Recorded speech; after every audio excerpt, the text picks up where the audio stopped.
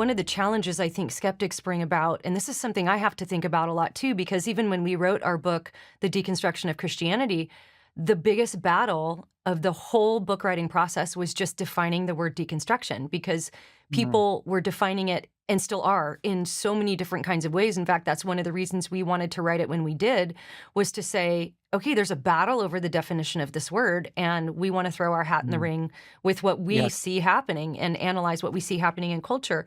And what the challenge we would get, and I want to throw this to you as well after I Mm. frame it up, but it's like people will say, well, language does change. And there's a sense in which they're right. In fact, Right. I was just Absolutely. reading Lord of the Rings last night as I was going to bed, and there was this whole paragraph talking about how queer the woods were and the queerness Mm, of the woods. Well, if a mm, Gen Z kid is reading that for the first time, they're going to hear and understand that word to mean mm, something completely different than Tolkien meant when he wrote the word. And of course, the way I would approach that is it's the intent of the author that determines the meaning. Tolkien didn't have that type of queerness in view when he wrote what he wrote, so that word had this sort of connotation then. But at what point do we just yield it and say, okay, the word is gone, we got to come up with a new mm, word, or mm. or when do we continue to fight for the words? That's a really good question, Alisa. I think I was focusing on words that are deeply biblical. These, in other words, Yes, these are so core that's to good. the biblical message, and just the narrative of the scriptures that you can't understand the Bible apart from these really foundational words like truth or sex or marriage or human. Um, so those are words I think we really, yeah, language does, of course, shift. In a fallen world, people are actively trying to change the meaning of words, and of course, behind that all is, the father of lies himself, right? So God speaks true words, and then He is always at work trying to redefine them. Um, but yeah, so I think it's really important for Christians to have a pretty deep sense of the actual meaning. And there is an actual meaning because God spoke it, right? And He revealed it Yep. through His scriptures. So have a pretty good sense.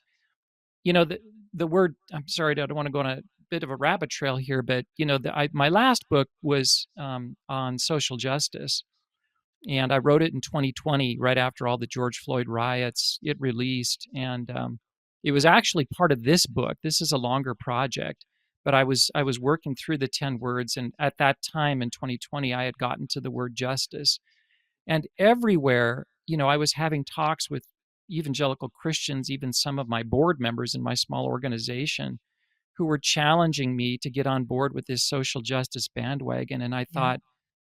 Um, kind of what do you mean by justice? And I Yeah. was just trying to probe them on their definitions, and what I found was that this kind of false or this counterfeit cultural definition had come right into the churches. And I thought, well, this is really a disaster because that word justice is so important. I mean, it's God's very character. And so we have to fight for that one. We can't just allow this one to be Yeah. redefined in the culture and then in the church, right? See, this is where the church becomes kind of I think we have a really important role as salt and light in our culture to kind of contend for the true definitions of these words, right? Yeah. So That's really certainly good. we have. And Go I ahead. commend you for that too, because so often people who have more of a leaning toward working with homeless and poverty and hungry can be very vulnerable to some of those critical social justice Mm, ideologies because they sound so good. And if the words are redefined and you don't even realize it, you can think you're doing something good. And so I really commend you for doing that, for being vigilant to think through these words. And I really appreciate your answer just now, because that even helps my thinking mm, that, there are sort of words that are in culture, words like tolerance, queerness, or like we mentioned right. before, Yeah. Uh-huh. deconstruction, that aren't necessarily rooted in a biblical doctrine. And the Right. words you're talking about, these are words that God spoke and God gave meaning to through his written word. And so those Right. are perhaps the words that we need to fight even harder for, because we can't let them be redefined, because we're not the people that came up with the definitions in the first place. It's not like the word deconstruction, where there's this kind of battle over what does this even mean. God already spoke what they meant, and we need to Right. defend that. That's a really good point there.